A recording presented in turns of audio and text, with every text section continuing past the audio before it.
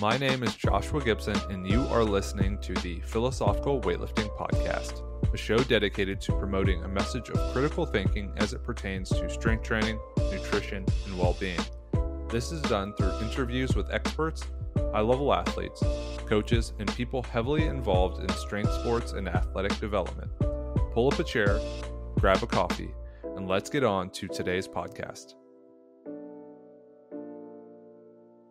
Hello, and welcome to this week's episode of the Philosophical Weightlifting Podcast. I'm your host, Joshua Gibson, and I'm joined today by the man who is wildly more popular than I am. So most people are probably clicking on this show because of Seb and Weightlifting House and the huge brand and name that he's been able to create over the past 6 years, which is a great kind of lead into the topic of the show, or the idea behind this show that we'll eventually get into.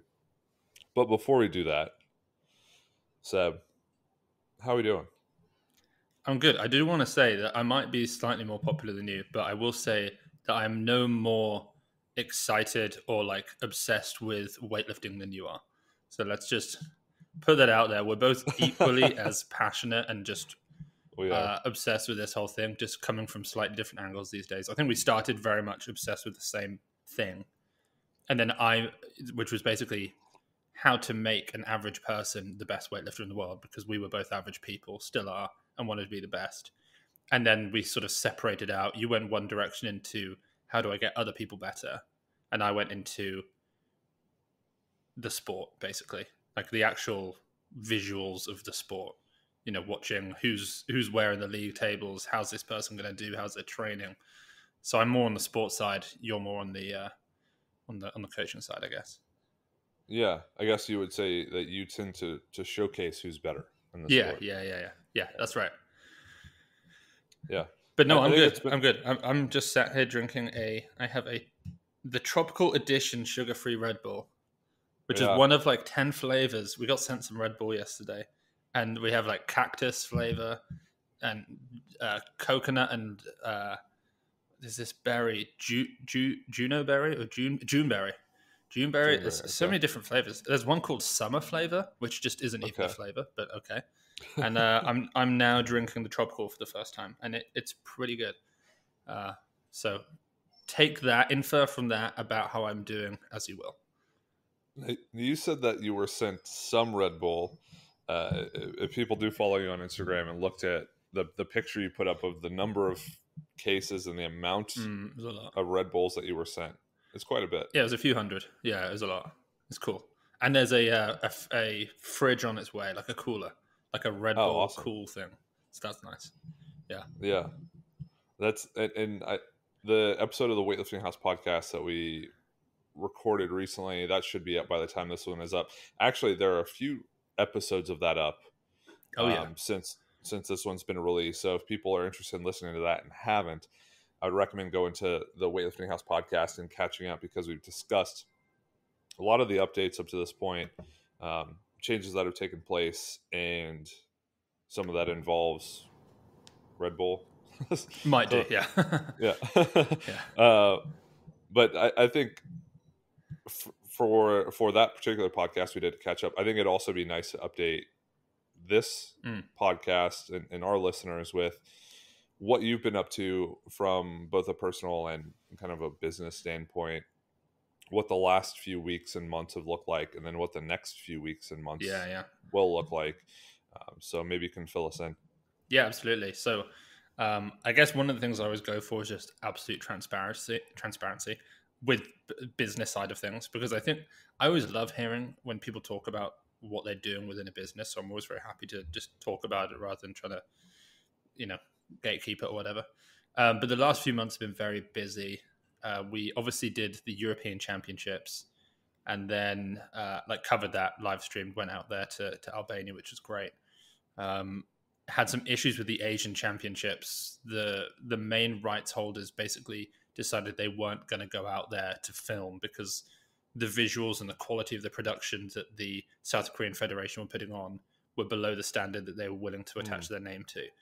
and we buy our rights from those people, and they no longer had it. So we had sort of like a last ditch attempt to get a live stream from South Korea sent to us via satellite and then beamed down, and we just about scraped something together, but that was tough. We then got the rights to do the Cuban IWF Grand Prix, and then the IWF had some interesting things that happened, which I still am basically left in the dark about. All I know is that ultimately that meant that they tore our agreement up, and we weren't able to do the live coverage. So that was a shame. We then, I then got married, which was huge. Obviously, that's something that I've been excited to do for the 2 years to the day since I got engaged, because we got engaged and married on the same day, 21st of July. My boy Josh Gibson flew all the way to the UK. We had a lot of fun. We did a lot of drinking, a lot of catching up, a lot of emotional hugging. I even got to see the philosophical weightlifter on the dance floor, necking red wine, vodka Coke, and lager, and Guinness, and get very, very drunk.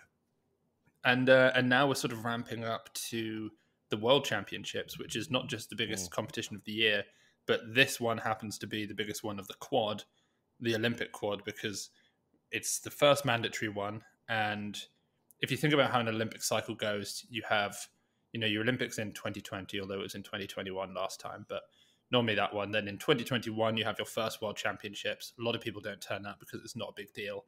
Straight after the Olympics, doesn't count for the next qualification. 2022 starts to ramp up. Most people turn up, but not everybody does. And 2023 is the last Worlds before the Olympics, and it's a mandatory competition. So anyone who wants to go to Paris 2024 has to be there. So it's going to be a big one. It's the most number of competitors and the longest World Championships ever. So we are just making sure that we're set up for that. We'll be flying out as a team of 5 from the UK, and then Max, Aita, and Joanne, his wife, will fly out and meet us there. Max will do the commentary. And actually, there's a lot of cool stuff. Like, I think there was a post yesterday that a guy called Ramiro, who's the new British record holder in the snatch and maybe just snatch, in the 96s, he put up a post where he's wearing the new weightlifting house singlet, which awesome. We've basically kept hidden. Like, we haven't told anyone about it. And we're going to gradually ramp up promotion for that and for the new, we'll ramp up promotion for these things over the next few weeks. So the product development side of things has been fun, but that's mainly Nick's focus. But I love jumping in and seeing all the samples and saying what I like and I don't like, and then he talks to the manufacturers, they change, they come back, and then I say it again, and then eventually we have a product that we like. So it's a lot of fun. Yeah, and I actually just got... I don't know what that sound is, so I'm just going to mute. Yeah, I actually just got the weightlifting house backpack. Did it arrive? Yeah, it arrived. Oh, let's go. Yeah, I was looking over it, and I was kind of like playing around with it and looking at the design, kind of just, I don't know, getting a feel for it as a weightlifting house product. And it's really class. Thank you. It's very nice. It's really well done. Me personally, the thing I love about weightlifting house is always the branding. Yeah. So it's just super exciting to see the WH on the strap. Oh yeah. To see the home of weightlifters, like the consistency of that branding too over time is really cool to see. My favorite thing of the detailing is on the zips. It's got like a 3D printed WR house on the ring of the zip, which I really like. But the bag itself is, I don't know if you've used it yet because it just arrived. It's actually very big. Like, you can fit a ton of stuff in it. So yeah, I guess you have a big bag that you use because you have PhD work and then coaching work and then training. So you can try out the bag and see if you can fit it all in. Yeah, I'll use it. When did that formally release? The bag? It hasn't yet. Yeah. It comes out on Tuesday, which That's is right. the 22nd. And we just put up a post basically saying that someone can win the bag full of, like, we filled it up with like belt, straps, wraps, sleeves, all that sort of stuff. So someone can win that on Monday. So people are entering, but the actual bag just released on the Tuesday. Yeah. Awesome. So by the time this podcast is up, then people will be able to purchase it. Yeah. Great. Yeah, I'd really implore people to check it out. Thanks. I think what I do appreciate, and kind of what you mentioned, the reason I like it a lot is because it has to be multi-purpose. It's got to serve many different functions. and to be equipped with that, it's got to have enough space and pockets and stuff. Mm-hmm. So I think in terms of representing Weightlifting House, and then also just having a great product, I really recommend people go check it out. Oh, thanks, Uh, Josh. yeah, and then one thing I did want to ask about, because you talked about having full transparency with Weightlifting House and not kind of gatekeeping information. Yeah.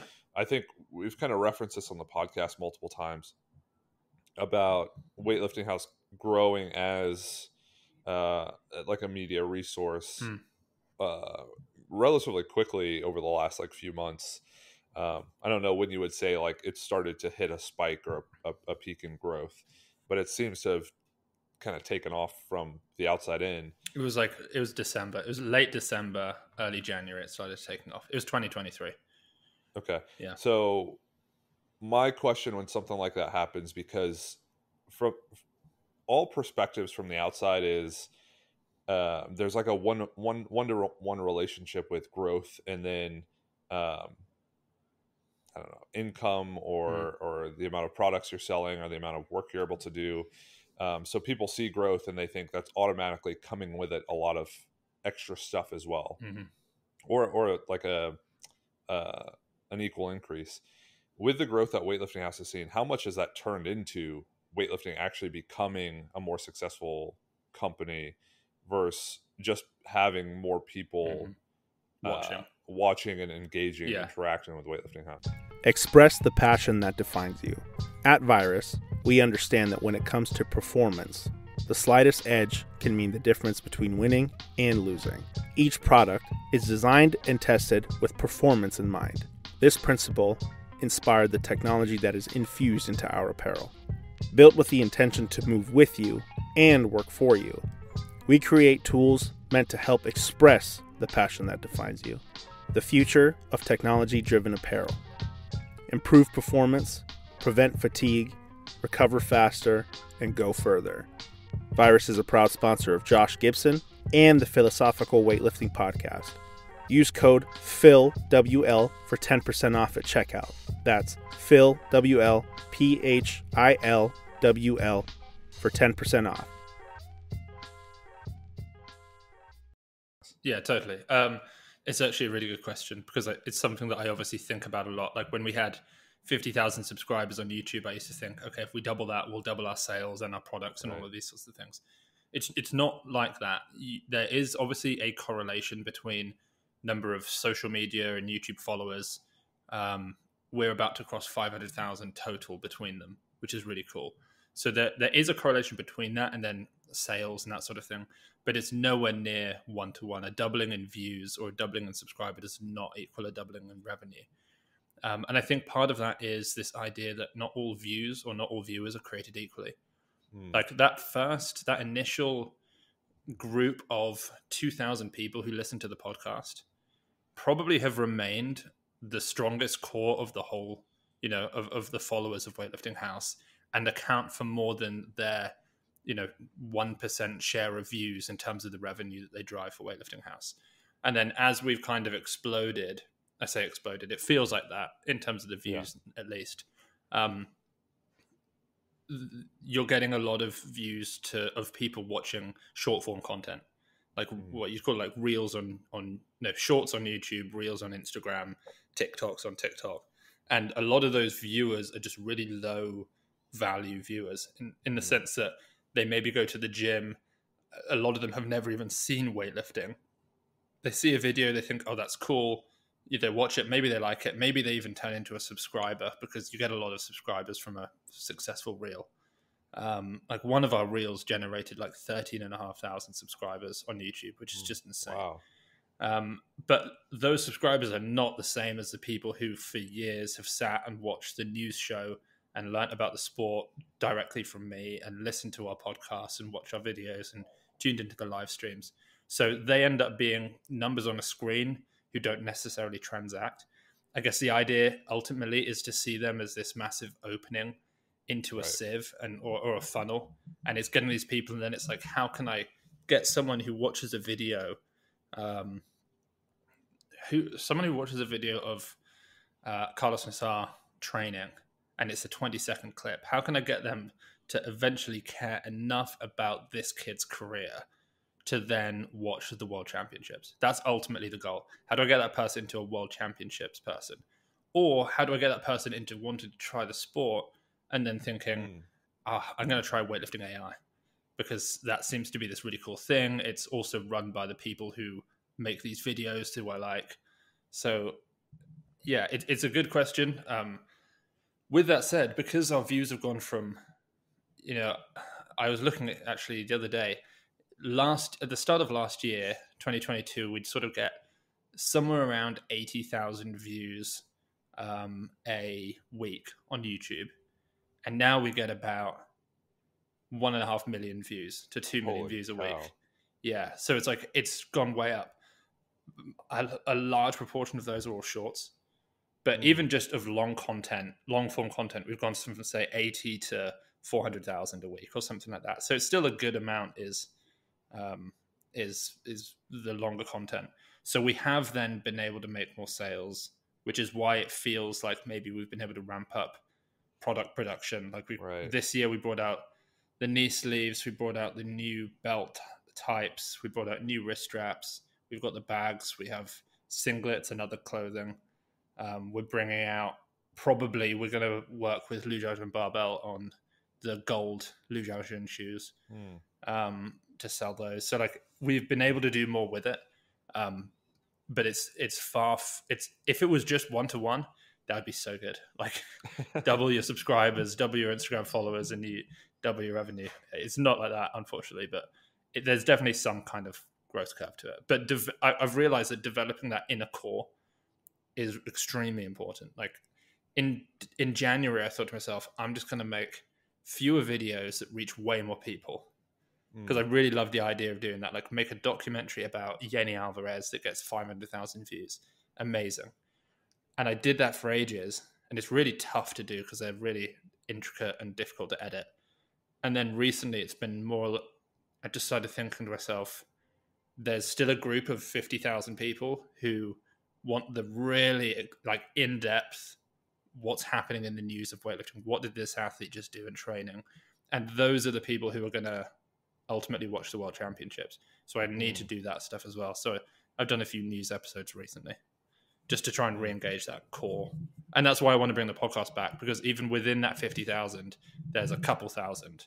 And those are the people who watch the podcast, listen to the podcast and really like hearing me and you talking about like excruciatingly minute details of weightlifting.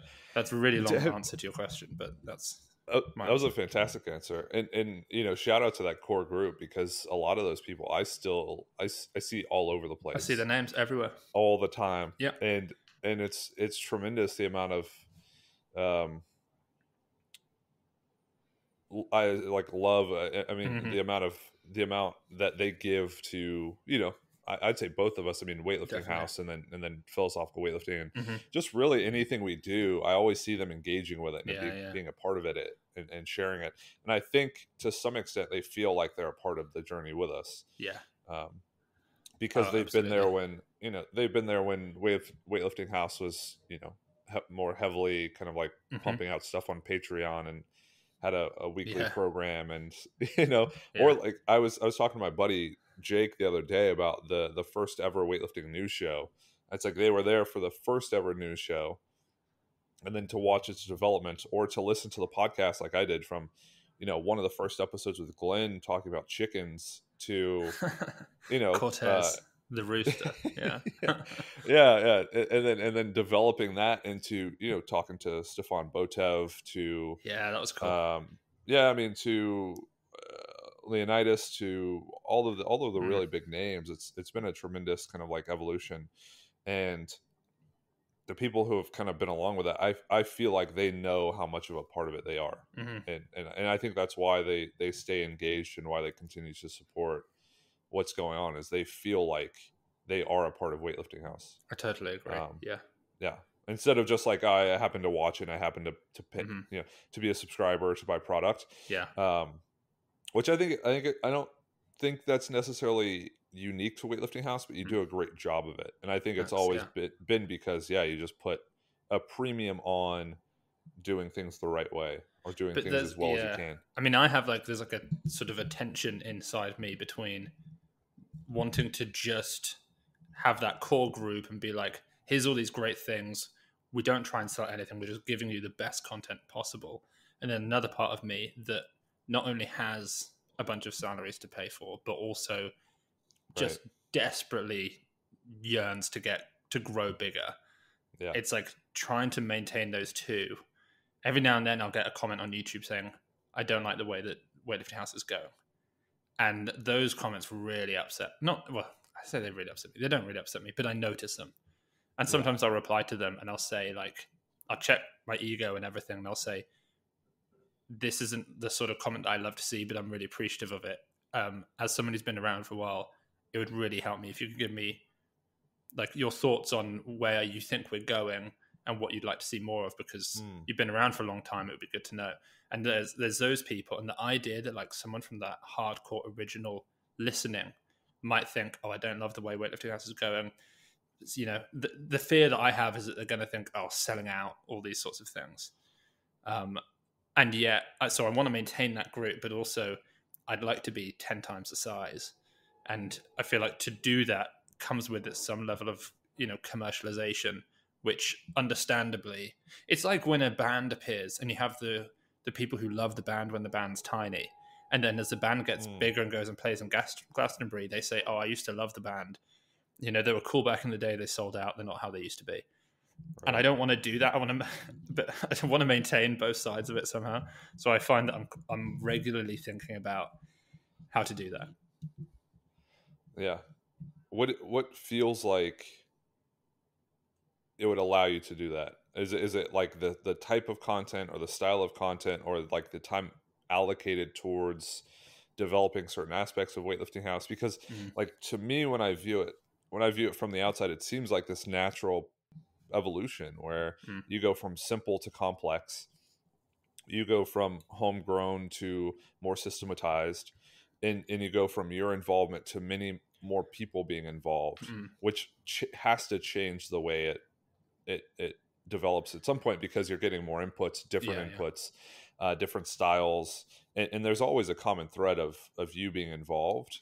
But I think things have to complexify, and with complexity bring a lot of change and difference. Yeah, I think the way that, almost paradoxically, I think the way to do it is actually to get bigger and grow a much better sales and branding side of the company that is so good that the sales of products can happen in emails, email flows, maybe the odd description, the odd image on Instagram that promotes a product, and it's good and strong enough that it funnels enough money to a production team that can just make the videos and content that are actually the most interesting for weightlifters. And there's no feeling of, oh, maybe shall I do that Carlos video when he was wearing my knee sleeves? Because then in that video, I can talk about the fact that we have knee sleeves. It's like, I'd love to not have to do that, but I do have to do that because I think we have knee sleeves. I really like them, and the world record holder's wearing them. So how can I tell people, oh, I'll just do a video? But I'd love to be able to not have to think like that at all. Or like I just did a video about Lee Sang, and in it is like, well, I can definitely talk about the fact that weightlifting AI has got a bodybuilding focus program.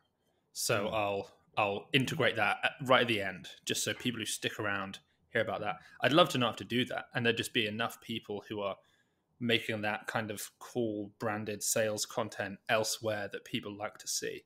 Like if we spoke about this the other day on my podcast, but we were talking about virus, ignoring what's going on with virus just as branding. If you're on Instagram and you see a cool virus image, you're not upset about that because it's like what virus does is it sells. That's all it does. Right. So when you see a cool image of some new leggings and someone's like lifting a weight in them and it's just a picture, you're being sold to, but you don't mind. And it's a cool picture, so you like it. But I feel like because we do so much content where people are choosing to follow because it's just videos of weightlifters that want to follow the media, suddenly then being like, oh, here's a picture, it gets received a little bit differently because people are thinking, oh, I didn't necessarily sign up for that. I signed up for the training hall lifts. So making the ads and pictures and graphics as like neatly integrated as possible is something that we'll be able to do with more people. and then that frees up the actual content to just be totally, content and quality focused. Yeah. Do you have any thoughts on, knowing what the last 7 months has looked like? Do you have any thoughts on possible growth over the next, I mean, like 5-6 to round out the year, and then looking into 2024, what that looks like? Because again, kind of, I guess what even spurred part of this conversation is how quickly a lot of that happened, the effect of a lot of that, and then internal changes that are trying to mirror the growth and take advantage of it. And then assuming that it doesn't slow down. I mean, it's not like you're thinking that, well, when we hit 250 or 300, there's a cap, because that's where other people have capped out. It's saying that, like, oh, there's potential to reach 500,000 people. And I don't know if you have any sort of, like, I say predictive model, but way of thinking about, okay, if it develops like this is what we'll be able to do. So you almost have to make a few assumptions to then plan for the future. Yeah, we run future projection. We use all the data that we have, and then we run out like long-term projections, some longer than others. Like we might do a year, and we'll just do it by month, and we'll have all the different sources of income and outgoings, and then we'll be able to monitor revenue and all that stuff at the top. And then based on that, we can make decisions as to what we can afford to bring out that's new. And then we do that week by week as well. And so part of the difficulty is if you expect new growth, then your costs are going to climb because your next tape order has to be bigger. So you can't just run the budget of do that same tape order in 2 months' time again. It's got to be like 5% larger. So you're almost slowing yourself down to some degree to account for that. But I think the next 6 months, I think this is the case in most e-commerce businesses, is that the majority of the revenue is all done in Q4, basically. So I think it's going to be like that. So I think we're going to have a very successful final few months of the year through the e-commerce stores. And then you add on top of that the fact that we have a World Championships in September. That's huge. And we're bringing out the singlet and some apparel. And then the plan will be, I really want to get into the apparel side of things. Like part of what I used to love being a weightlifter was getting new stuff to wear in the gym. Like I just loved it. If you get a new pair, like back in the day, I got the Turos, which were like the Adidas 3 stripes down, just tracksuits. Getting those, they were 30 quid or $40 or something. And it was just like a game. I was so excited. Or getting a Virus top. So excited about it. Getting some new tights. And I feel like there's not it's a mixture of me just wanting to do it, but also there's probably not like a dedicated weightlifting one anymore because they tend to grow and then expand into other sports. So I really want to start doing that. But the problem is we're so incredibly slow with our growth that it's going to be like, okay, let's launch one pair of trackies this winter. Then next year in the summer, let's try and get 2 out there. Where there are these other stores who will bring out like 50 new things each season, sort of thing. So like we're going to be so like devastatingly slow on it, I imagine. But I don't care. I still want to do it right and get it done properly. But I'm hoping that on the product side of things, next year is very much a year of bringing out clothing and establishing a clothing model that works for us, and then also bringing in.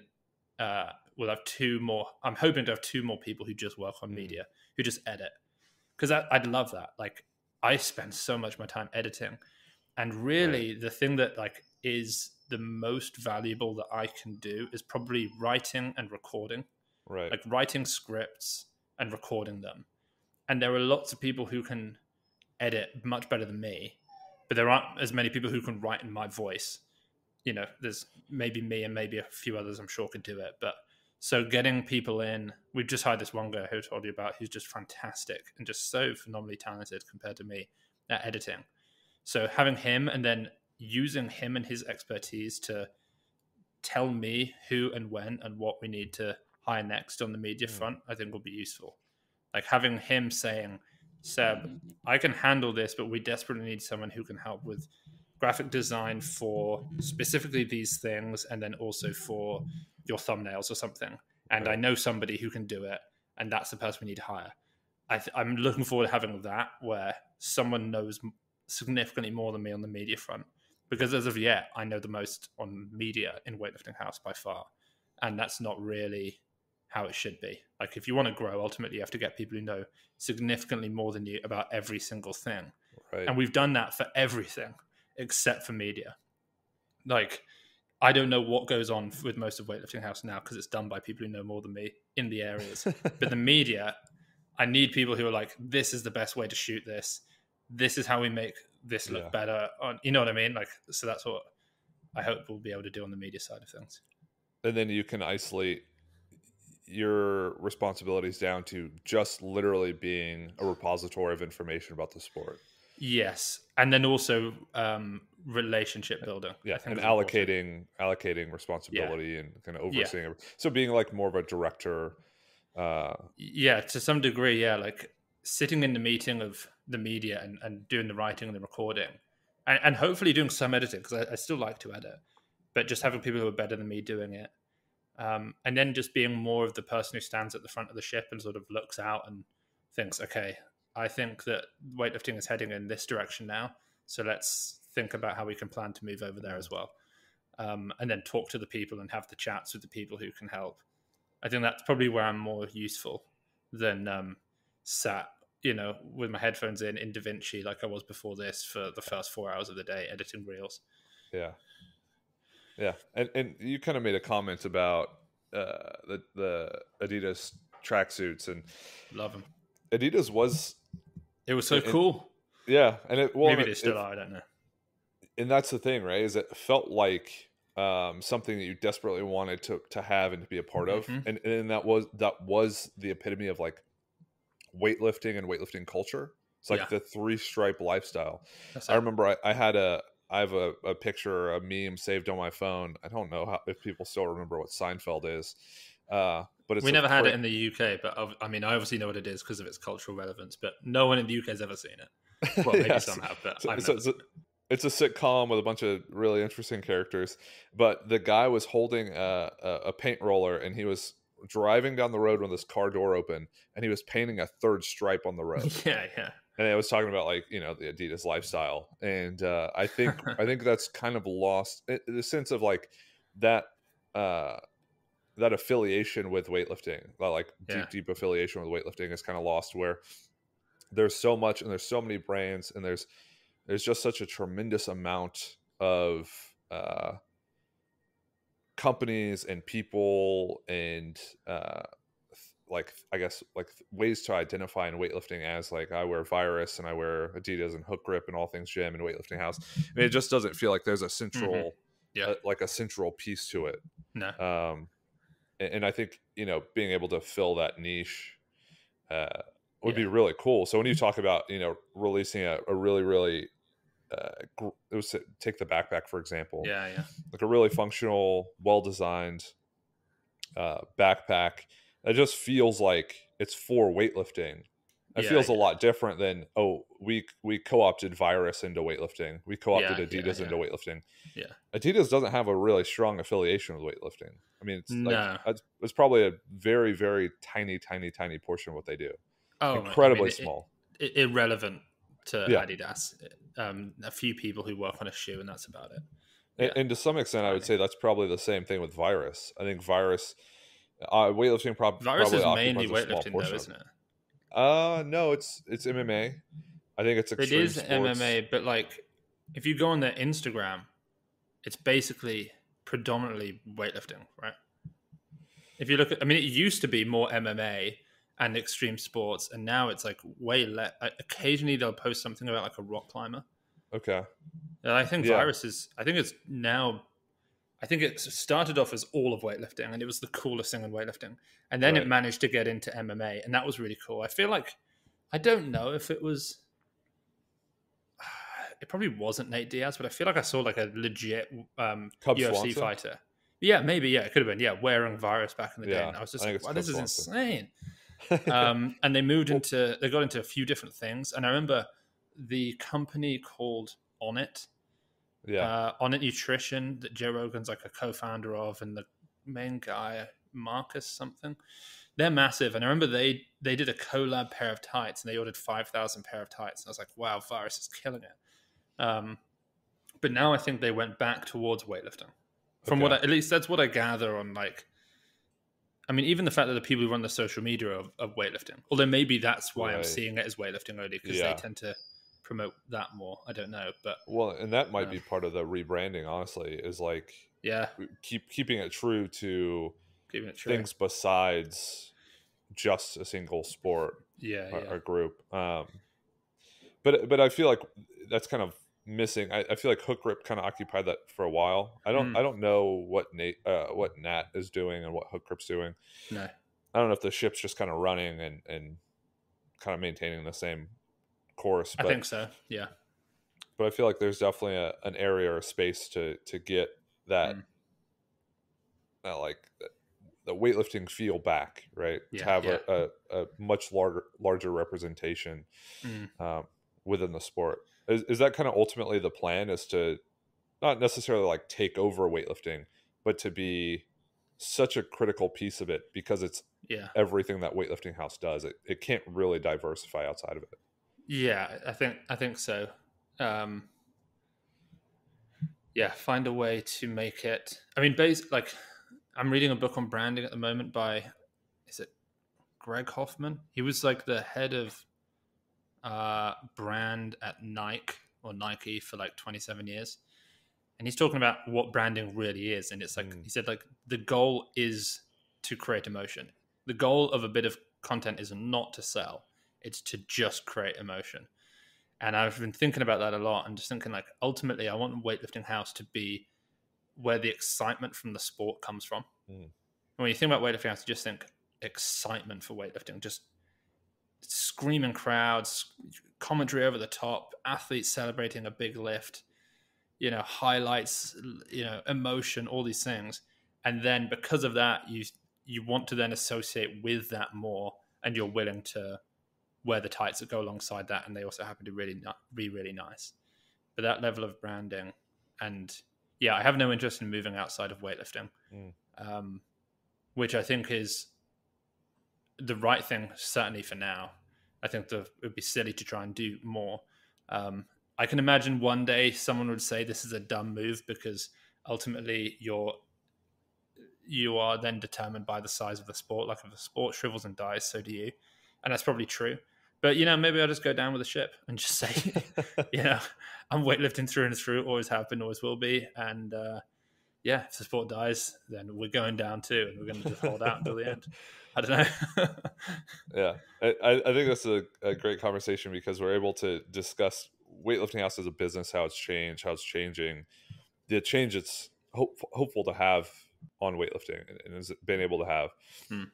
A lot of that's built on top of, like a house, a firm foundation, a stable foundation, something that kind of, the foundation does a lot in that it determines so much of how the house builds.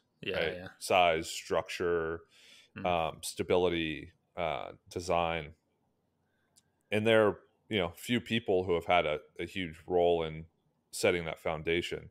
And the topic that you came up with as we were discussing, like, hey, what are we going to talk about that people would want to listen to and would benefit from hearing, is people who have been influential in our lives in helping us kind of determine that the set of the foundation, or adding onto it and developing onto it and making it bigger, more firm. For you, thinking about that question of who has been one of the major influences, like one of the top 3 influences on what you do and how you do it, or determining how you do it, who would you say that the first person is? So I've got a few people that I'm thinking of, and from each of them I feel like I've learned something different. But obviously the first, and it's no surprise, and it's probably the same for you, is going to be Glenn Pendlay. Just the biggest. It's just the overcoming inertia thing. That's what he did. I feel like he had, if fact, I just want to check this. Yeah, it's not frozen. Cool. He had so much sort of momentum because he carried so much weight, literally and figuratively, I suppose. But I mean figuratively. He carried so much weight and he was moving with such a pace that he did have momentum, because that's what momentum is, isn't it? And he could get things moving just by hitting them. Whereas if it was just me and you, we're both these small things with no weight next to each other with no momentum yet. It's like, how do we move? Like, someone's got to push this bloody thing to get it going. And I feel like Glenn just came really fast from behind me, just hit me, and suddenly I just had some speed and I was just going. Okay. And then it was like, okay, now that I'm going, let's paddle. Let's just do everything possible to keep this ball rolling. And then the ball gains some weight and then there's momentum behind me. And I think that happened very much with you with Glenn. Right. But the thing that I learned from Glenn, I always used to say, which was maybe a little bit arrogant of a thing for me to be saying to him because it suggested that we were at all equal. But I used to always think, and I said to him a few times on the podcast, you were the only person, Glenn, I've ever met who was obsessed with weightlifting as me. And I really felt like, it's like, even in my house, of weightlifting house, people were, I mean, they knew everything about every lift that ever happened, but it wasn't the same as how I was. It was just like, I had like, when I found out there was something about programming I didn't know, I'd go into panic. I couldn't sleep. Like, it would be, I'm messaging people on Instagram and emailing coaches, trying to understand just the desire to know everything. So obsessed with it all. And Glenn, we did that famous podcast called The Way of the Samurai. I think that's what we called it. And it was all about, like, you have your thing and you go for it and you don't stray from the course. And I feel a little bit where he and I differ is that I want to integrate that into a better integrated life, I guess, a life with other things in it. I don't want to just do weightlifting. I deeply value working on myself and my relationships with people. But at the same time, I still feel like there are very few people who are as obsessed with weightlifting as me. I'm sure there are plenty out there and I've not met all of them. I'd say obviously how you are is right there as well. But Glenn definitely gave me the momentum and showed me that there are people like me, because I feel like he's like me, who have been able to do it for decades. And that gave me, having that belief behind him that I could do it as well. And him proving that belief by asking me to do a podcast with him, he was willing to put me by his branding, was huge. So Glenn got me started. He gave me the belief, and that's the old GP. Hey, what's up, weightlifters? Danny here, founder of Onyx Weightlifting Co., a leather accessories company specializing in weightlifting gear. In our shop, we make gear that doesn't get in the way of your performance because we understand that hitting lifts requires your full attention. Our straps, wrist wraps, and belts are designed to be comfortable and reliable, so all you need to do is make lifts. Thanks for listening to our friend Josh's podcast. You can continue to support him by visiting our online shop at onyxstraps.com and using his code PHILWL. That's PHILWL at checkout. See you on the platform. Yeah, and I know this wasn't part of the topic initially, but I think just kind of thinking into what would have happened if you hadn't have met Glenn in person. Yeah. Where do you think you would be if Glenn didn't end up coming over to the UK, or you weren't able to set that sequence of seminars up, or you weren't able to involve it? Because thinking back on it, it feels like it was something that was destined to happen, because it just took it feels so unnatural that it feels natural. It's like, oh, this is just what happened, and this is the way it was going to happen. It only could have happened that way. But if Glenn would have not been able to make the seminars, which is like a real possibility, where would you be? What would you be doing?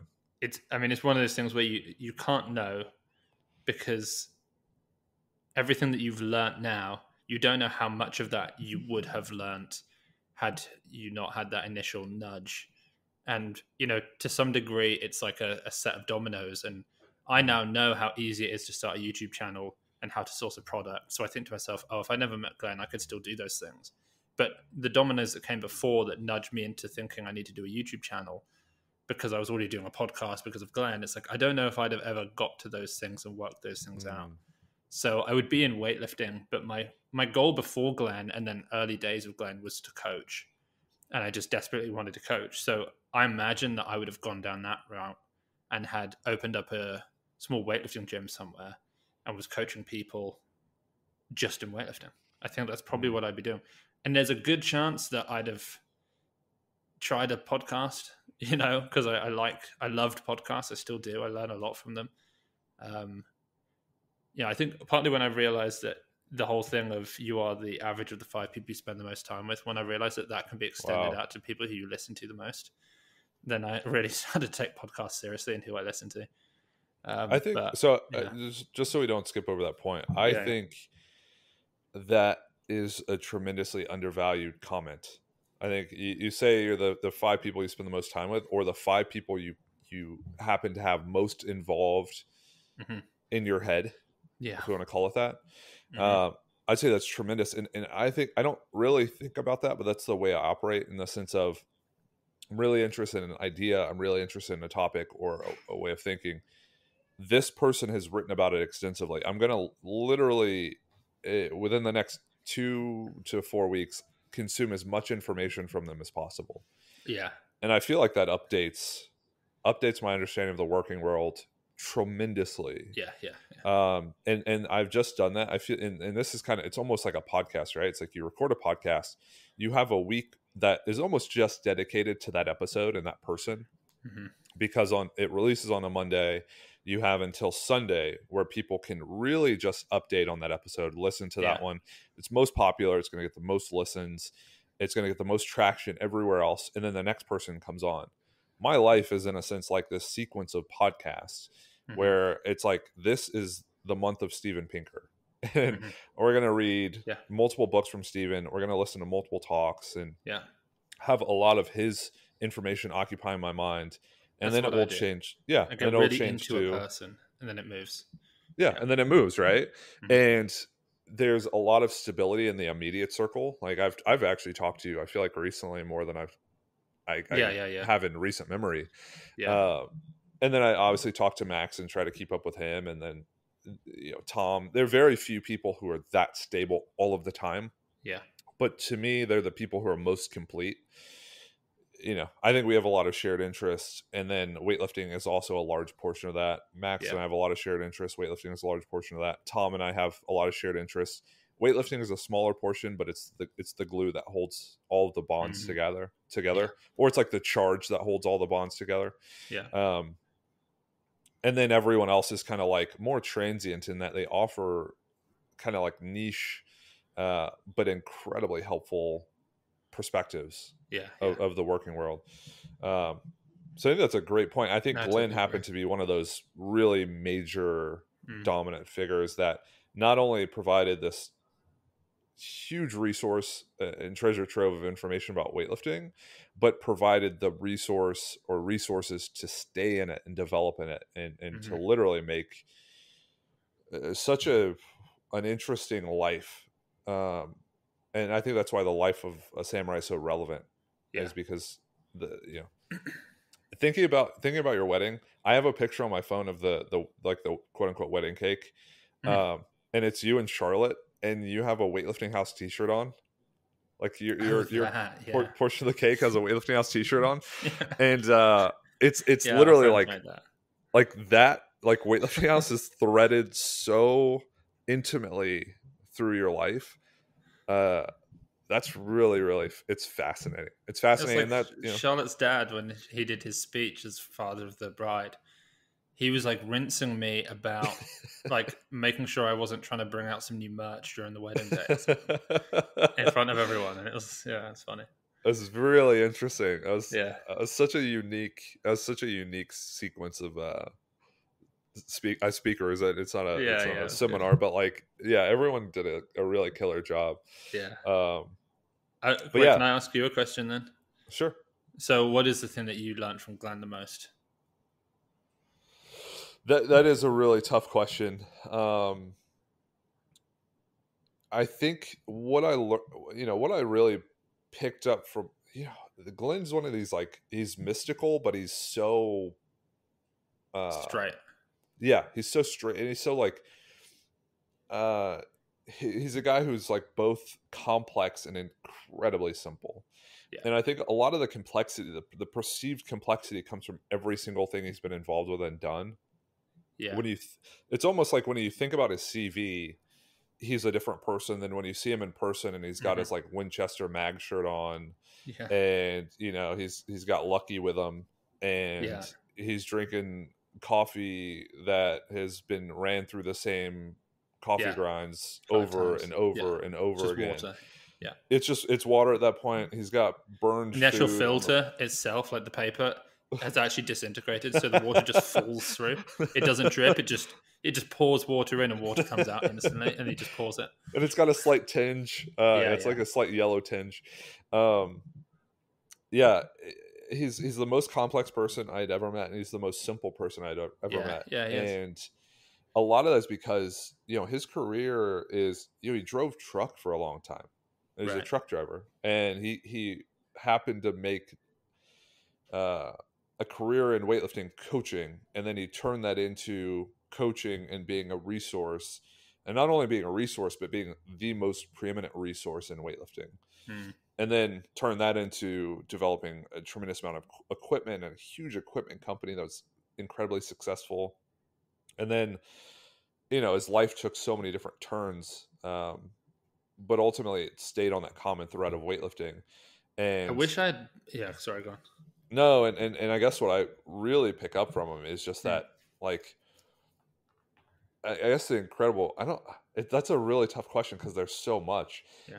I see him just as someone who's done it in such a unique way that I want to mirror that, but I guess like not see that same fall that he had to see with the closing of Muscle Driver, and how everything kind of crashed and burned towards the end. And I think, he kind of invested in each of us as he thought like we should be invested in the sense of like you ended up developing a lot of equipment, and you were developing Weightlifting House. And I remember his involvement and my involvement with him was on kind of the quote unquote research side and programming side, to where he was like, hey, we should do a study about the deadlift, or we should do like a pilot study about the deadlift. Yeah. Do you want to help me collect information and be a part of this?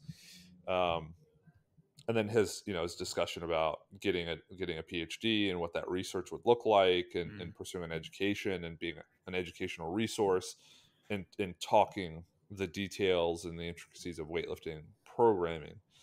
I kind of felt like more of an investment on his end in that. But I don't think it's like what'd you learn from someone who's as monumental as like a Plato or an Aristotle or a Glenn Pendley or Glenn Pendley. It's like I don't even know how much I learned from him. It's not that there aren't specific things like maybe you could say, oh, I learned something about deadlifts and how too many of them destroy you or something for training. But it's a philosophy of Glenn, which was, there were two things I think to it. One was he doesn't know. That struck me. He didn't know.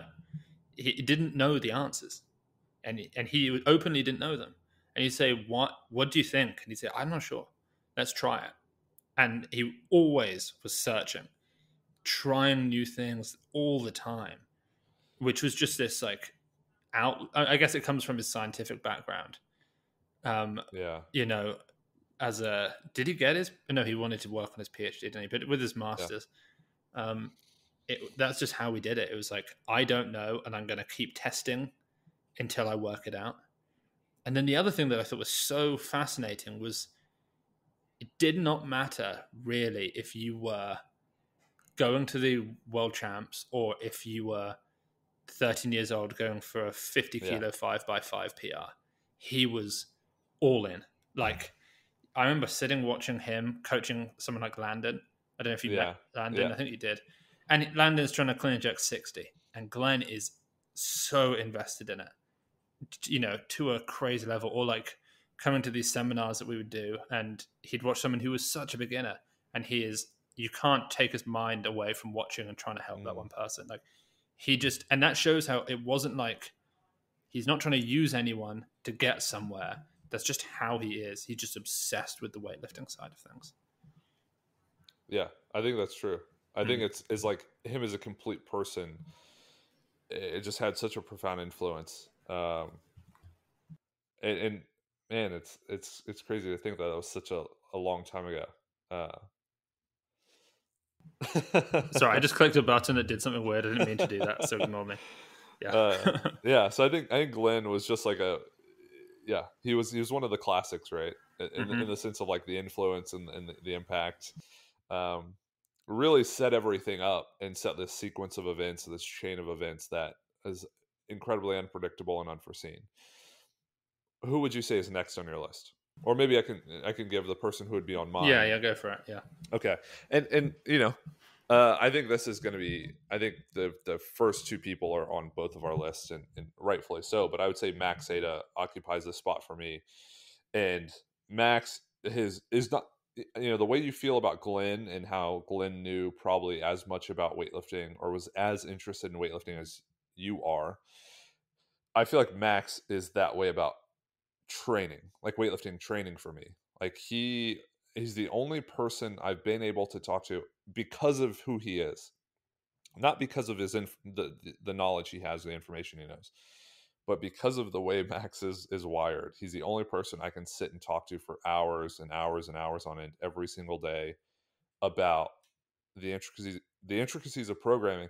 And when I say the intricacies, it's like how you allocate the number of reps per set can occupy like an hour long or 2 hour or 3 hour long or 4 hour long discussion of like, why are you doing 4 reps? And I think you had that relationship with Glenn because I remember a podcast that sticks out that would be a great example of moving fast versus moving slow, or how you can use maximal force lifts to influence the rate you move lighter weights, the speed at which you move in the snatch and the clean and jerk. So they're like these really nuanced kind of deep dives into different aspects of programming that I think I was able to share, am able to share with Max. He's the only person I've ever met who's done that or been able to do that. And then you have the back end side of not only is he able to mirror, match, or exceed my interest and understanding of weightlifting, but he also gave me the opportunity to explore that and be a part of something bigger, and literally like was all in on my development to some extent. And I mean, that's just, you don't find that. Some people don't find that in a lifetime, and if you do, you probably find it once. So like probably the same way you feel about Glenn is how I feel about Max. So I'd say like from top to bottom, he's had a tremendous influence, and hopefully it continues to have one. And everything he definitely wants to. Yeah, and everything he's done for me, I'd love to be able to repay that just continuously, until we're all done with weightlifting, because it's imploded or we croak. Max and I have a joke, which he actually started with someone else, where I don't know if you remember this, a while ago, Max tried to make an app that was for form checks, where you pay like $5 and there'd be coaches on there who would almost instantly give you a form check. And they used to always joke about, one day we're going to retire on Form Check Island, because they're like, we're going to build this thing, we're going to have millions, and then go relax on Form Check Island. And when you just said there, we'll do it until the end, that's what I'm thinking. Like, we'll do it, and then eventually we'll all be on Form Check Island in our Lamborghinis.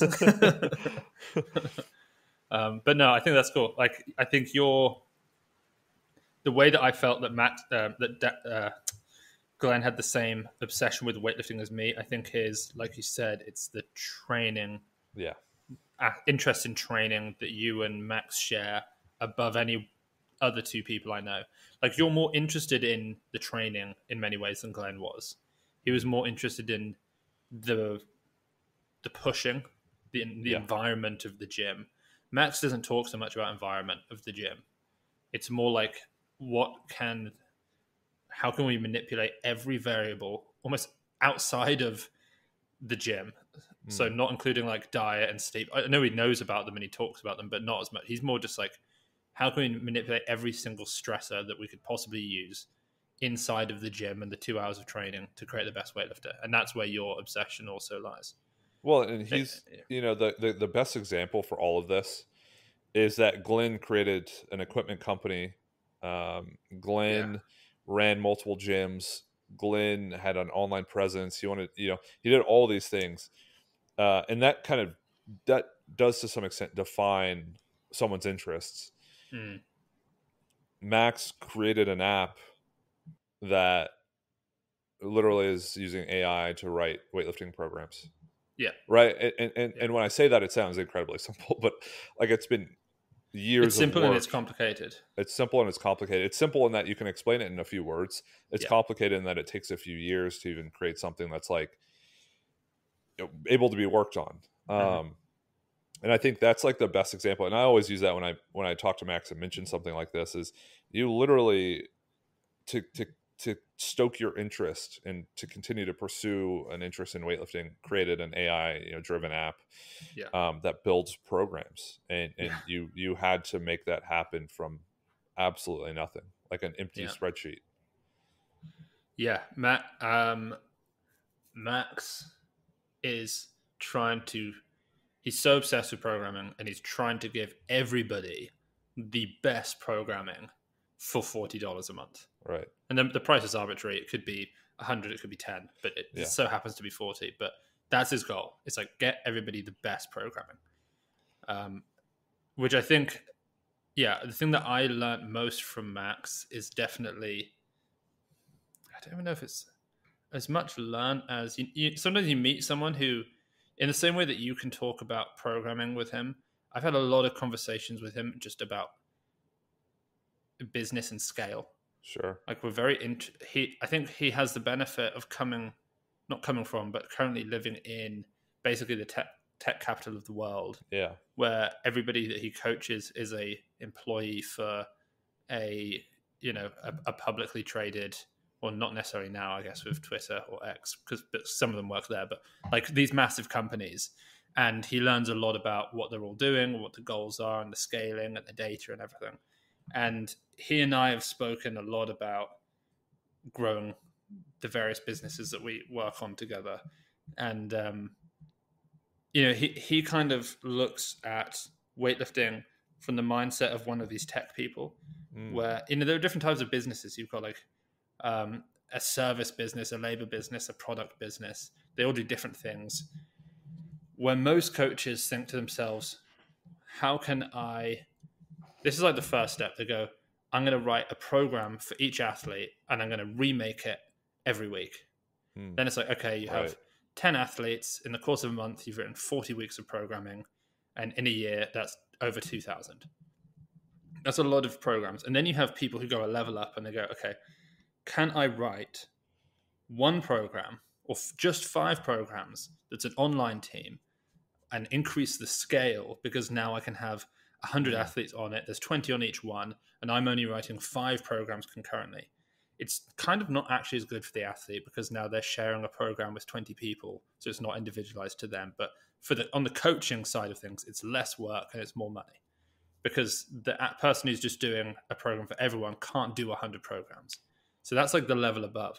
And then Max went one level above that, and he just wrote, how can I understand programming to such a deep level that I can write down the exact decision-making process that I make based on every factor, so that I can write one program once, and now an infinite number of athletes can have an infinite number of programs, and I don't have to write any of them, because I actually understand the yes-no in every situation.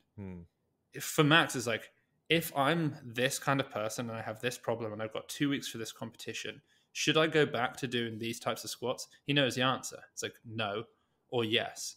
And he knows what type of squats you should do and when, what variations, how the volume should change. Suddenly your program cuts down from 12 weeks to 10 on the app, and you change competition. What do we do? And he knows exactly what he would do. And it's all coded in thousands of lines of code from the engineers that he's had to hire and pay into this decision-making thing.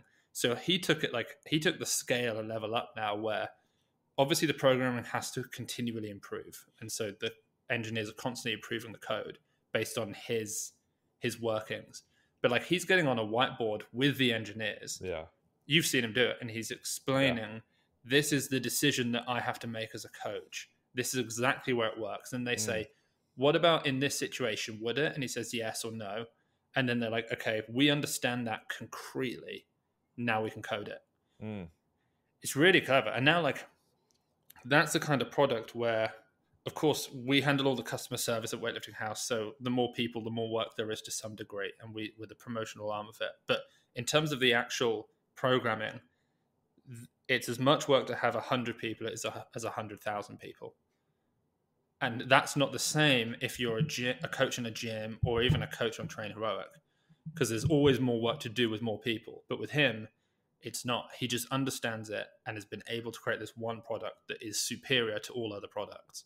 And because of that, and so I just find that interesting. So I've learned from him definitely this whole thing about, like, if it's not the thing that can be massive, you're just wasting your time on it. Like we were just like, the other day we've been like going through different bottles to bring out a bottle, and then I just stopped. I was like, guys, we're gonna sell what a few hundred bottles. Why are we doing this? Yeah, we're not gonna bring out a new bottle every year and people can get hyped. Like, we should be working on something actually interesting that can scale, that's actually good. No one really cares about a bottle, and I think that's, to some degree, that's Max's influence. So yeah, I've definitely seen him just go all in on how to scale his expertise in a way that nobody else in the weightlifting has been able to do yet. Like, no one else has done that. Like, he probably has the biggest team in weightlifting. I don't know the numbers of other big teams, but the AI is a big team now. So and he's done that, and he doesn't have to program. He doesn't have to write programs now. I mean, he does because he's interested and he's constantly trying to improve it, but he's actually written it. Yeah. It's amazing. And then the AI just makes decisions. Yeah. That's great. It's pretty cool. I think the third person that you talked about including on your list, I like the concept of what you're going to mention. So I'll do something similar. Okay. Who would be the third most influential figure on your list? So I wanted to sort of do a personification of the international training hall. That's what I've learned a lot from being in training halls that you don't necessarily learn if you're at like a AO1 training hall. Because in an AO1 training hall, coaches have all lived similar lives and people have lived similar lives. And so the way you see people train and interact is somewhat similar. And you can tell that that's the case because when the Armenians came over to Las Vegas a year and a bit ago, and I came over with you guys, and Gore was there, him and Lalian in the training hall felt very different. Like they were odd ones out, not because they spoke Armenian, but just culturally and the way they trained, the way they interacted with each other was different to the way the Americans were doing it. And so being in training halls, I've learned a lot of things. One of them is this: there actually is no right way. Like there's just no right way. You have people doing such different types of training. It's almost unbelievable. And they're all lifting the same kinds of weights. Like, I'm not sure that there is a better training program. I couldn't tell you that the Chinese system is better than the Armenian system. Sorry, not system. The Chinese programming is better than the Armenian programming. I couldn't say that because the Chinese team have got way more athletes. They have a better system of recruiting athletes. But, I mean, ultimately, Gore has snatched the second most of anyone ever. And you can't say that about any Chinese lifter in an all-time category. Like, there are Chinese lifters with records, but compared to other categories, no one's ever done that. So who's developed a better snatcher, really? It's like, well, Armenia has. And you see, and, you know, the Romanians are stretching and rolling and using bands and very, like, the Romanian women, you know, Mihaela and Toma and Kotruta, like, very focused and whatever. And then you see the Bulgarians come in, and it's classic cliche to use Bulgarians because we always talk about them, but as these like rugged people, but they come in, they just don't do any of it. Like they just grab 120 and go. And so do the Armenians. I've never seen an Armenian stretch. They just walk in and lift. They just start lifting. And then you've got some teams are jumping. Some teams say you shouldn't jump. Some teams do heavy deadlifts. Others say you shouldn't do heavy deadlifts. Some do curls. Others say you shouldn't. Everyone's doing different things. And I think a lot of what I'm realizing is a lot of it comes down to who's the best athlete. Right. Just like you just need better athletes, people who are just freaky athletes.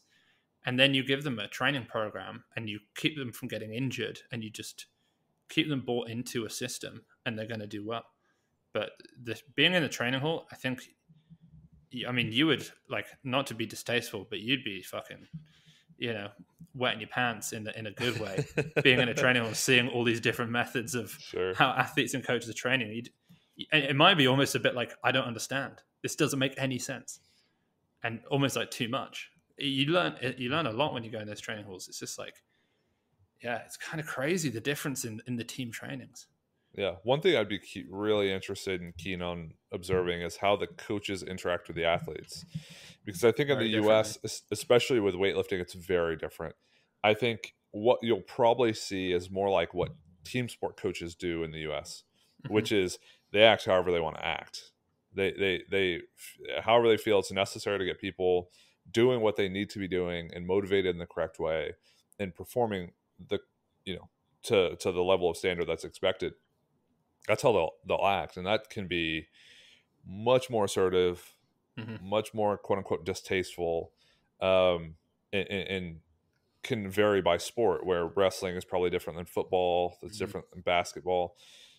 But in weightlifting, it's, especially in the US, it's just that it's, there are more what Max would call hobbyists, more people who are like paying to be in the sport. There are much better alternatives to being in the sport. So the coaching atmosphere and feel is so significantly different. I'd love to be in a training hall, would say maybe not the Chinese coaches, but the Russian coaches or the Bulgarian coaches are people who have a system behind them so that they can coach the way they feel they need to coach. Yeah. And I don't know if you see much variance with how they interact with the athletes, but that's something that would really interest me. Yeah, I would say some teams, when the athlete does anything, there's at least one eye on them. The most impressive, like, it used to always be Team China that I noticed with the most, where if an athlete is lifting in the training hall at 50 kilos and they're working up to 200, there's probably two coaches just watching from different angles. And then they might then talk to each other about, like, they take it, it's a profession. They're not there to just have fun at the world champs. It's like, okay, Lee Dayan's snatching 50 kilos now. You're at this angle, I'm at this angle. Let's watch it. Let's say something to him. He does the lift. Then we look at each other and we say, yeah, he did the thing that we wanted. And that's what all of Team China's like. And every athlete is getting that for every lift for a decade. What I see it a lot with now, the most impressive is Italy. It's unbelievable. I remember at the European Championships filming, and I don't know who it was. It could have been Nino doing some snatching, or it could have just been like Sergio Macida or Julian Perry. I don't know, it was someone. And I was maybe with Nick or Max or someone, and I just said, look at all the coaches. And there were four of them, all in different places around the platform, but not like close, like, 5 to 10 meters away. And they were all just staring at the lift. And then the athlete would do the lift, and then the coaches would all walk together and talk. And then when the next lifter was going, they'd all separate out again. And they're all looking at, like, is the bar coming back in the right way? Are they moving forward? How's the lockout? And they're all looking at different things, and they take it so seriously. And then you get someone like the Bulgarians, and it is true, like, they're really not saying or doing anything, to the extent where actually they can't even control Carlos. Like, I remember them saying to him, stop, and he just said no. They're like, this is like 2 days out, and he did a 205 clean and jerk, and he was like, I want to do it, and they were like, don't do it, stop there. And they tried to pull the weights off his bar, and he went over and he grabbed the plates, put them back on, added more weight, and did 205. And he's like, I'm doing 205. So there was just but that's kind of what they've developed, is let's find extremely competitive, aggressive, like testosterone-filled young men Yeah. who are athletic and just try and rein them in. That's their role. Like, put the bull in and then try and pull them back. Whereas other countries are trying to create bulls out of cows, kind of thing is how it feels. So the countries are very different, very, very different. It's amazing. And another interesting culture is with Team Georgia, nobody does a lift until Georgie has turned to watch them. Like, they just stand like this and just like they're looking over their shoulder while he's watching Lasher, and then they wait, and then he turns to them, and he is like obsessed. Like, he sees, and then he runs over and he squats down right by the platform, and he like whispers to them, and they do their lift. But they all want to be watched by him with every lift. And then I think, like, I go to gyms in the UK or the USA, and you don't see that. It's very different. Like, you just lift, and maybe the coach watches, maybe it doesn't. They don't. But like, that level of, we don't lift until we're being watched by the coach, or some, just, it doesn't have to be to that extent. You know, maybe you can't get away with that in some of the cultures that you and I live in, but it's different all around the world the way they do it. Yeah. And some people just bring in music. Like, Miso walks in and he just puts on some like hip hop really loudly and just doesn't care. And then, you know, and other teams are very quiet. And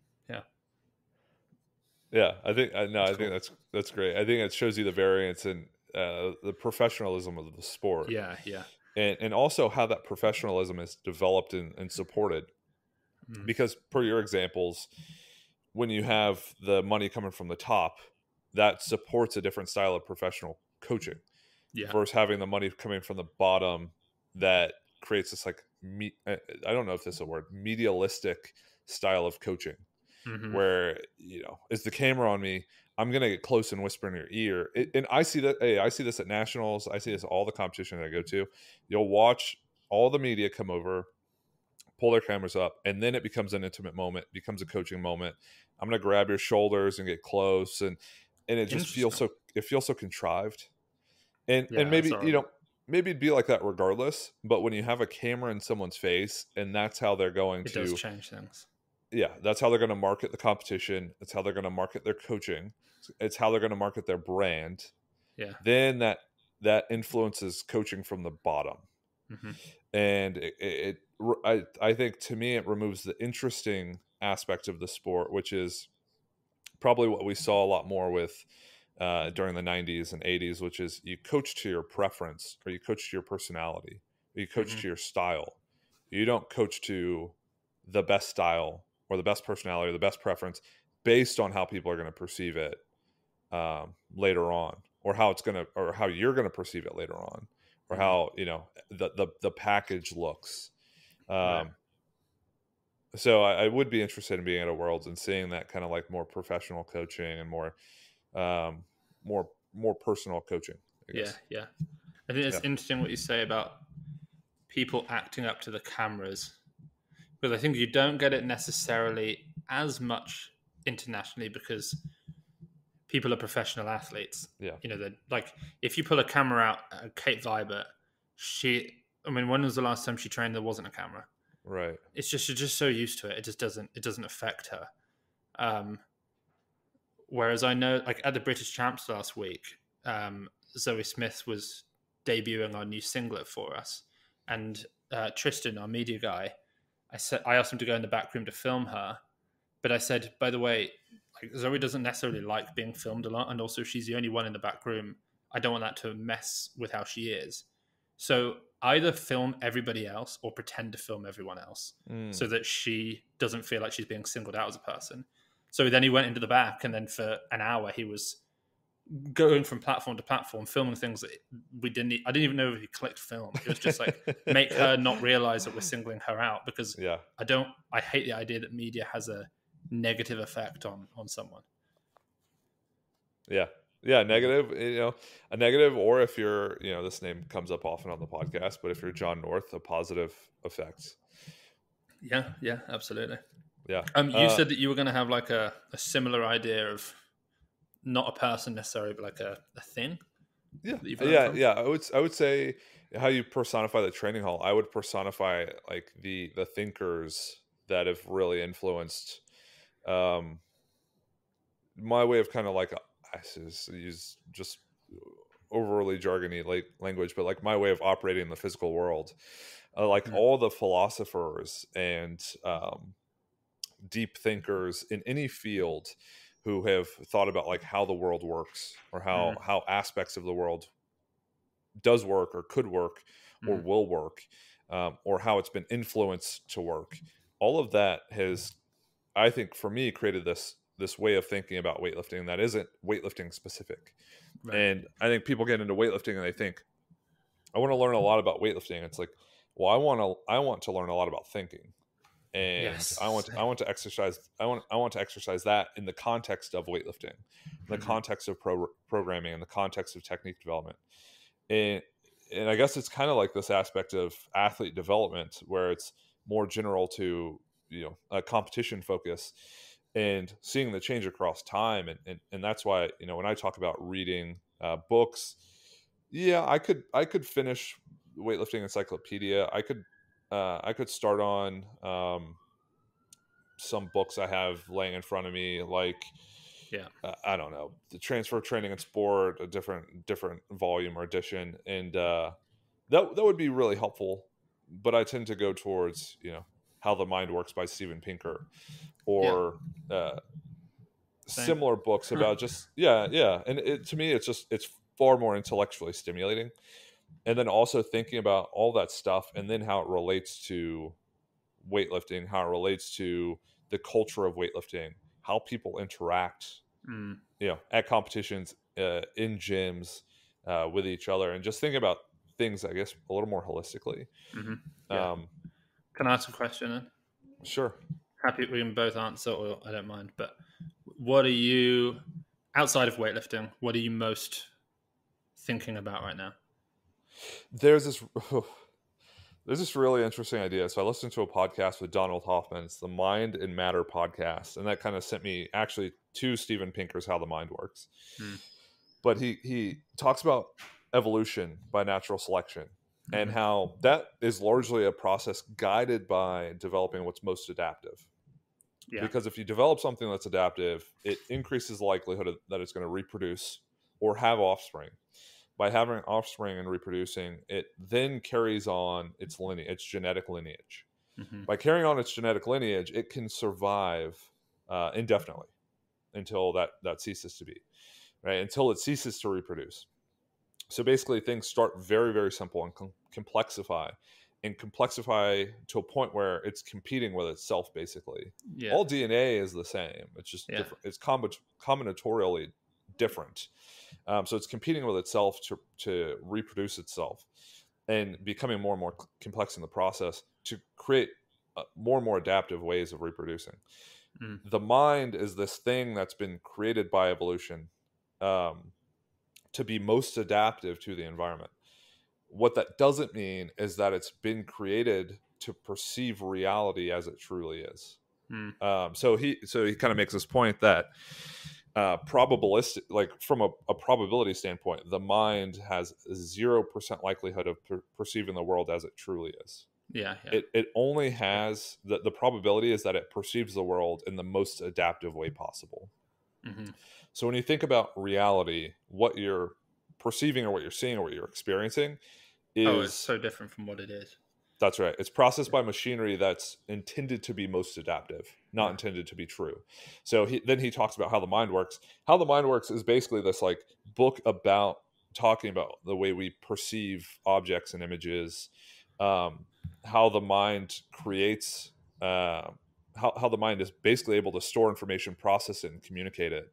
And then that builds up from like the most small or minute component parts to evolution and how people were developed, and why, this sounds distasteful or crude, but like why the testes could be bigger or smaller, why body sizes could be bigger or smaller, why certain why humans have certain partners or numbers of partners versus chimps or bonobos or apes, and it's a really fascinating book. The evolution of humankind, and how why it was that we gradually were able to, at quite a quick rate, ascend out of being one of millions of totally unidentifiable animals. Like there's nothing, Right. 200,000 years ago, 500,000 years ago when sapiens first popped up, there was nothing particularly identifiable of them out of any other animal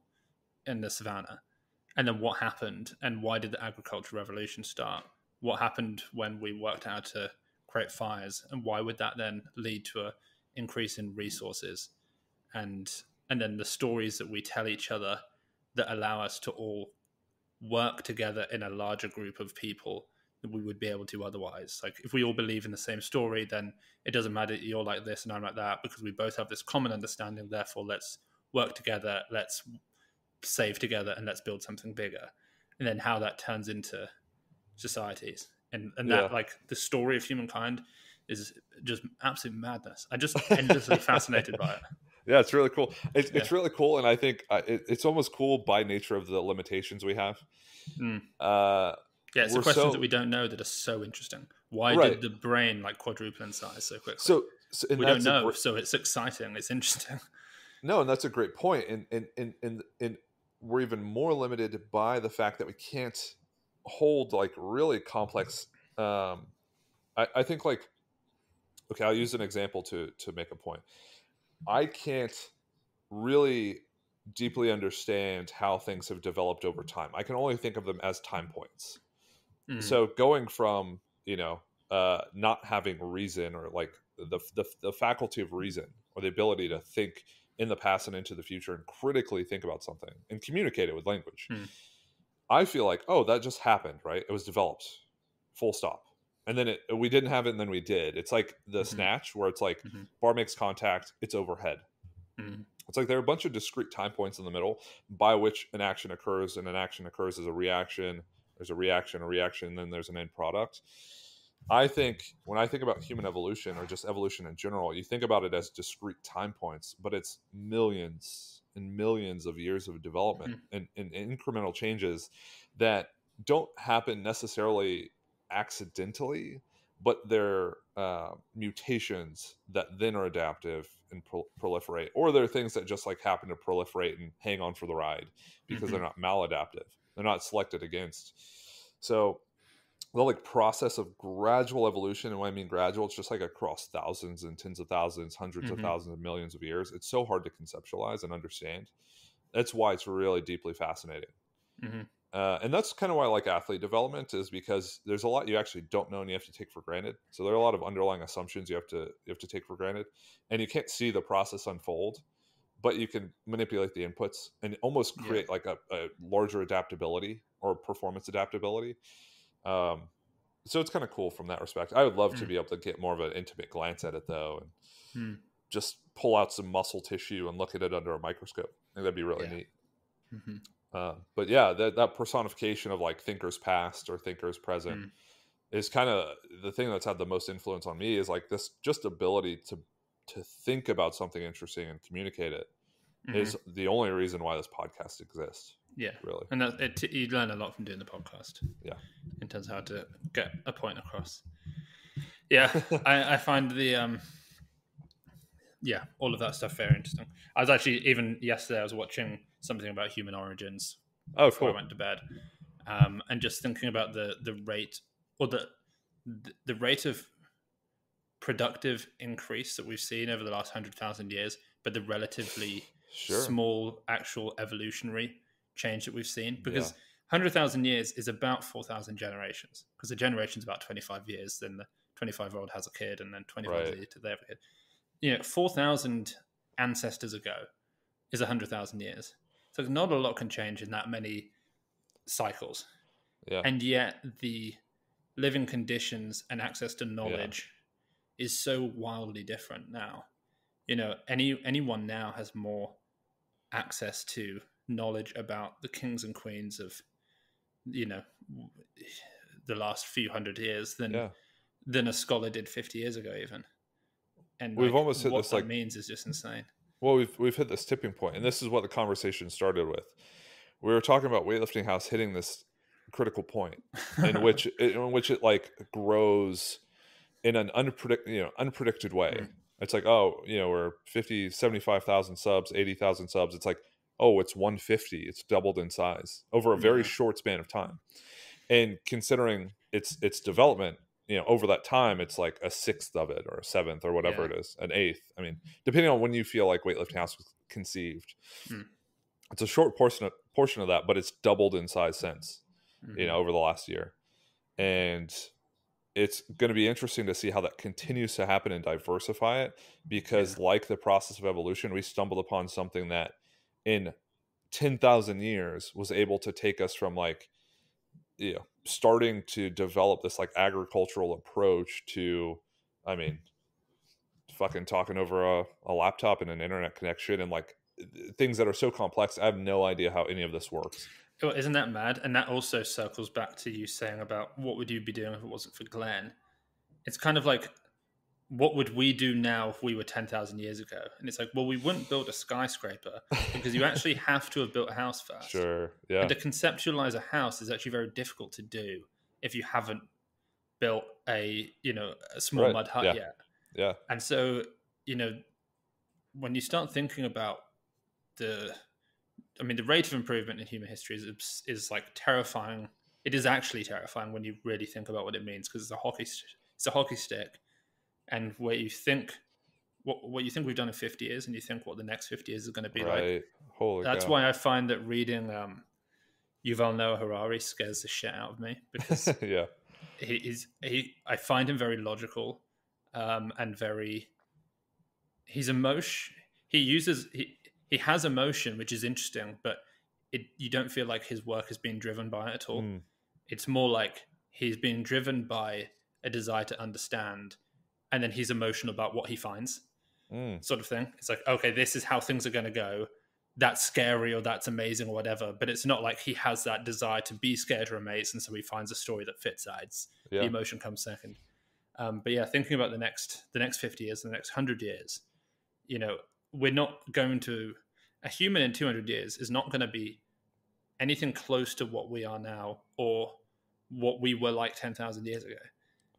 Like, I wouldn't have thought, just because of the speed of access to information is going to be basically nothing. It used to be, if you want information, you go to the Pope, and the Pope tells you what the information is, right, and then you take it back home. And that process took 3 months. And then the printing press came. It was like, holy shit, I can now get a newspaper. And the speed of information was limited to how much could fit in the newspaper, one per day. And then the internet came. It's like, okay, it's basically everywhere. I got to type it in, and now it's only 5 minutes away. Then we've got a phone 30 seconds away. I can now ask a question that comes. ChatGPT even quicker. Before we know it, it's going to be instantaneous knowledge. And that type of person who has instantaneous knowledge, who then has the capabilities of all of AI, is going to be working on a far different wavelength to anything that we and our ancestors have been working on. And so, 5 generations from now is just, when you think about what an actual person did 5 generations ago, it is not what you're doing. Sure. Like, you don't share almost any of the same response, other than eating, drinking, and going to the toilet. You don't do anything that's the same. Right. So you couldn't have a chat with that person very easily. And it's only increasing. So in 100 years, you'll be totally lost. Yeah. Talking to where humans are going. That was interesting. That was incredibly interesting. No, that was great. I'm here for it. It's the philosophical weightlifting podcast. It's not the weightlifting podcast. Yeah. Otherwise, it'd be the weightlifting and philosophy podcast, which it's not. This is true. Yeah. I think that's really interesting. One thing I noticed hearing you talk is that you wonder. I wonder, because it's just what I think about, is like how much that's unspoken influences your attraction to someone. And what I mean by that is, like, we both have weightlifting as a common bond, a very strong bond. And we have a lot of shared interests within that. But I think our interest more broadly, the way we like to think about the world, the way we communicate and connect with it, I think it's very, very similar. And I think sometimes I take that for granted, and I think, oh, like, we're just, we happen to be connected through weightlifting, and that's what holds this thing together. And it's like, that's not the reality. The reality of it is there's so much that we probably just never really discussed, and we've recorded so many multi-hour podcasts talking about life, and Jordan Peterson and Sapiens, and all these people and all these books and ideas and concepts, and it's been couched in weightlifting. So I think that's fascinating, and it kind of makes you wonder, like, when you do connect with someone, are you connecting because of a common theme or a common interest? Like the example you gave when you brought up Glenn as like an influential figure, and I was like, I don't know, there's nothing in weightlifting I can really think about that's connected me with Glenn. I think it's like this just persona, and persona is like this character, this way of thinking and operating in the world, and consuming it and processing it and then putting back into. So it's almost like you have to retro analyze a relationship with someone to figure out, like, why are we strongly connected or able to get along so well. And you realize there are many more connecting points, and they're much more broad, and they just happen to be related to weightlifting. They just have that happens to be in the conversation. Yeah. So that was just more so an observation. It's true. No, it's true. I think I sort of stumbled upon this realization a few years ago, and then I tried to explain it to a few people, and I don't think I articulated it very well, but I'll try it again now, is that I don't necessarily care so much about people who believe in the same things as me. I care far more about people who think about things in a way that I think is interesting and fair. And if they conclude different things, it's almost irrelevant to me. It's the being able to see, like, it's like you could listen to Sam Harris, who is an atheist, talk to, I don't know, some well-known theist, and they have very different, ultimately they're concluding totally different things about the reality of life and the emergence of morality and all these sorts of things. But because they can each see the bedrock of where they've started their beliefs, they've come up together like a single stem, agreeing. They get to a junction and they say, that's where I disagree. And I think this way and they think that way. Then they go their separate ways. And if let's say I say, I agree with Sam Harris, I agree there's not a God. And then a bunch of people say, I also agree there's not a God. It's like, I really don't care. I don't feel closer to you for agreeing with that. But if you can explain to me, like, as far back as possible where the belief kind of originated and where it then separated from someone else, that's what I care more about. So I have a lot of friends who I disagree with about quite a lot of things. But because I know that they've actually gone under the surface and followed that path down, and that we can sit and have a couple of pints and talk and find the point at which our viewpoints separate and then argue about that specific thing, I'm much closer to that person who then concludes separate things than I am the person who just thinks what I think or has the same like conclusions as me, but has actually not really thought anything through. They just think it because that's what they were told. Yeah. You have, and to that point, to reinforce it, you have an incredibly thoughtful circle of friends. Yeah, like just sitting with everyone and hearing them talk and being a part of the discussion, it's like holy cow. I have very smart friends, very like, well-educated smart friends, more so than me, that's for sure. Yeah. I learn a lot from them. Yeah, cool. I think what started out as me being a little hesitant on, like, what the heck are we going to talk about? What's this conversation going to look like? You generated a really novel, interesting idea quickly, and then I think we were able to use that to create, what's going to go down in weightlifting podcasting history as one of the best episodes. So I'm super grateful for that. That's epic. That's nice to hear.